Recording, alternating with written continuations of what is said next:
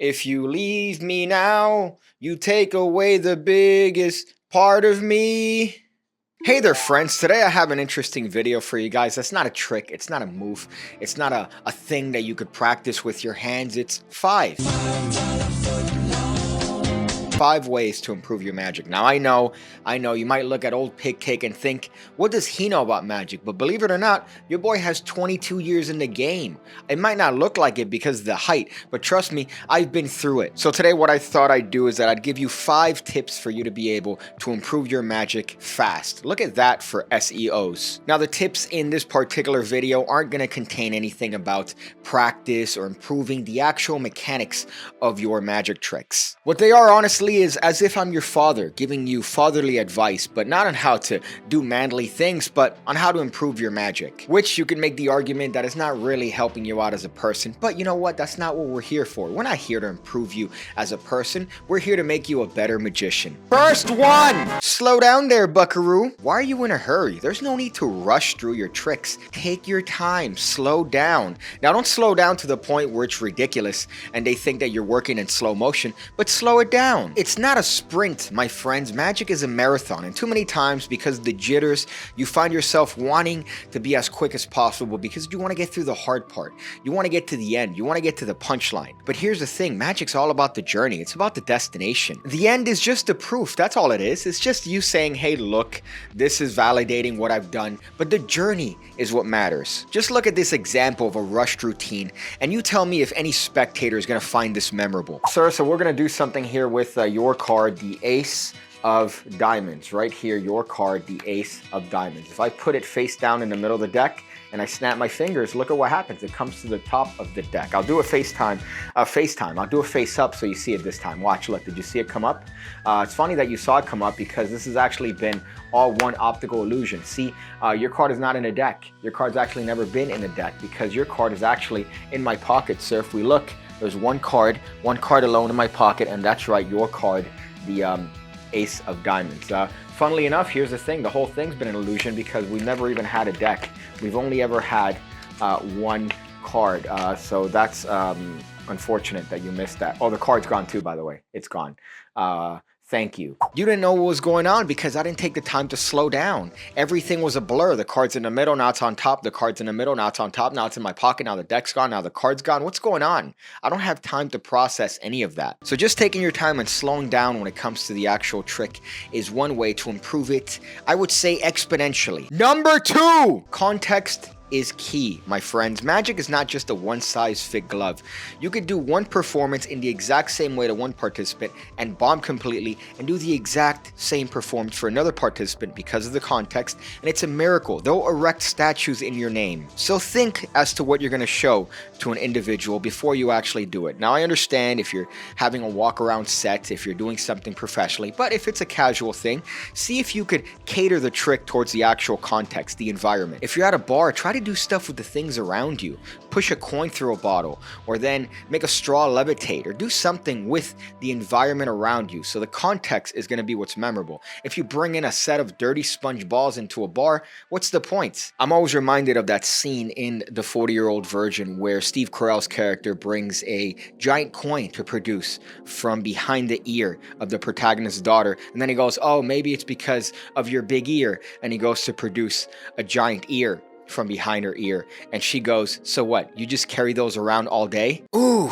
that's rough. That's a rough one, and he could have avoided that by getting a time machine and watching his video. So try to work with the environment around you, and you're going to see that the spectators and participants are going to be more inclined to have a memorable moment because you grabbed something that was right in front of them and you did something extraordinarily magical with it. So that is more likely to be remembered than you taking out your sponge ding-dongs. Number 3! Now I had alluded to this one earlier, but it's clarity of effect. At the end of the day, the main thing that the participant is going to remember is the effect, what you were trying to convey to them.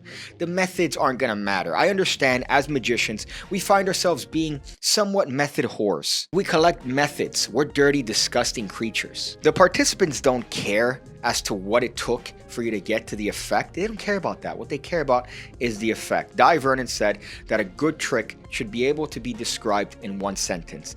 And that really doesn't mean that, oh, it needs to be concise. It just means that it needs to be able to be described simply. He made the card jump to the top. He made my boyfriend disappear and reappear as the subject of a Netflix documentary after they found the body. Easy and concise, crystal clear. So whenever you think about what you're going to do next, think about the effect. Think about what they're going to leave thinking. So many times I see people putting out things that are just muddled effects. You have a deck that changes color, and then the faces change to blank, and then the SWAT team comes down from a helicopter, and it turns out that the selected card is then shot in a pattern on the actual ground with a machine gun. It doesn't make much sense. And at the end of the day, the spectator is going to leave thinking, what did I just watch? Number 4! Now this one might come off as insulting, and I'm not going to apologize, but you need to be a person first. Now I know, listen, I'm a big fan of magic. I love it. It's my career. It's what I've been doing for 22 years. But before I'm a magician, I'm a person. I'm an individual. I have things I love, things I want, things I want to do, ambitions. But unfortunately, when it comes to magic, you're going to find that a lot of magicians find themselves being a magician first and then a person. Once you make the connection that the improvements you make as a person improve your magic, it's a cheat code. Your magic skills are going to shoot through the roof. Let me give you a prime example. Too many times do we hear the question about heckling. What do we do if a participant does this? What's going to happen if they grab the cards from your hand? If they see the invisible threat and decide to go, what's this? What's this, magic boy? And honestly, there is a simple solution to that. What would you do as a person? Let's forget about the trick. What would you do if you're holding your phone and somebody grabs your phone from your hand? You're going to go, hey, buddy, that's not how we play around in the park. Is everything all right with you? What's going on in your house, huh? Things all right with the missus? I'm willing to bet they're not. What would you do as an individual? And that's what you should do in the context of a magic trick. There isn't some sort of weird, clever answer that every magician should give when asked what to do about hecklers. Just think about what you would do as a person. Now, of course, the inverse of that is also true. The better you become as a magician, the worse you become as a person. Because if you're focusing too much on the magic, well then guess what? You're going to be that guy that's doing magic tricks for his own crotch. You're going to be that guy that's speeding through card tricks. You're going to be that guy that's showing too much magic. Next one! I hope you realize that I forgot what number we were at, which is why it said next one instead of an actual number. You need to know when to stop. Stopping is the most important thing that you could do. And I get it, it's hard. When we get those reactions, we don't want to stop. We want another reaction, and then another reaction, and then another reaction. One of the most important skills you could get as a performer is knowing when to stop. Show one thing and move on. It's better to have them wanting you to perform more than for you to essentially tire them out of ever seeing any magic trick ever again. Not only are you ruining it for yourself, you're also ruining it for me. Because now, guess what? The other guy that you just showed a trick to is going to think of you. And they're going to say, no, that guy didn't stop. He was here for 5 hours showing me different variations of how he could get the card from the middle to the top. After the third time, I get it. You could do it. So knowing when to stop is one of the quickest ways to improve your magic, because it's just a matter of showing them enough to just get them in, right? You throw the reel, you cast it, and then you catch them. You're not throwing the whole bucket of bait. Too many times have I heard stories of magicians just keeping on with the performance and not understanding and reading the room that nobody wants to see anything anymore. Knowing when to stop, I think, shows a lot of maturity in your progress through magic, because it shows that you're not just in it for trying to satiate your own magic ego. You're there, your understanding of the situation, your understanding of the context, and you understand that less is more when it comes to magic. Show them something crazy and then move on. Bonus tip! Here's a little bit of a bonus tip for you, something you probably haven't thought of. Start over. The more we get into magic, the more we think that we know. The more we think that we don't need to learn anything new. Fundamentals, what's that? That was 20 years ago. Yeah, you would think. But here's the thing, without the foundation, the house is going to crumble. You can't just start building on dirt. You need to put a nice layer of wood and concrete and other stuff that I have no idea about. I recommend to take a look at something that would be considered beginner material. Look at Card College from the very beginning. Look at Tarbell's course from the very beginning. Look at the How to Read Minds kit, something that's geared towards beginning mentalists. Even if you're an advanced mentalist, even if you've been doing it for 50 years, you're still going to get something from it. The skills that we build as magicians are based on the foundation. If we don't have a foundation, if we don't have something sturdy to build on, it's just going to fall apart. So even if you're an advanced magician, take the time to look back and try to almost relearn things. And you're going to find that you're going to end up learning something new. I find myself looking at what is considered to be beginner projects all the time. For example, Bratty Daddy and his Ninja 1 and Ninja 2 series, the How to Do Street Magic series, the new one that they did previously, and also the old one. I find myself looking at that all the time because I always find little nuggets. I always find little things and little things I could pull from to either create a new effect or little tidbits that I could add to current things that I'm working on. And that's not just something I'm saying because I'm trying to shill things on illusionist.com, right? You could use code PIGCAKE to get 10% off your order. Why don't you do that? Let them know I sent you. Looking back at what is considered to be beginner content is a great way to not only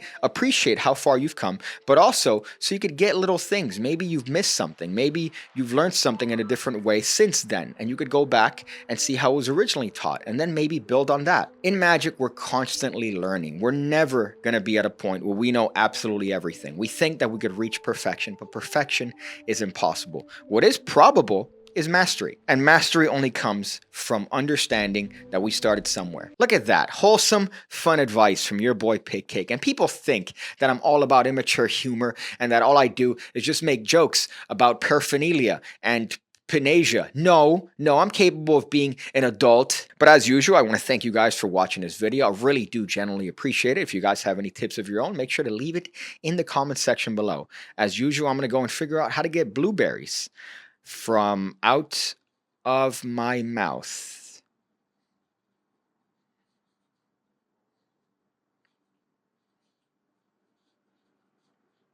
Do we still do the Quan? Or the whip? Do we still do that? If I do that in front of a group of, I don't know, 15 to 18-year-olds, would they consider me to be cringe? If I hit a whip, like a really hard whip? You could leave that too in the comment section.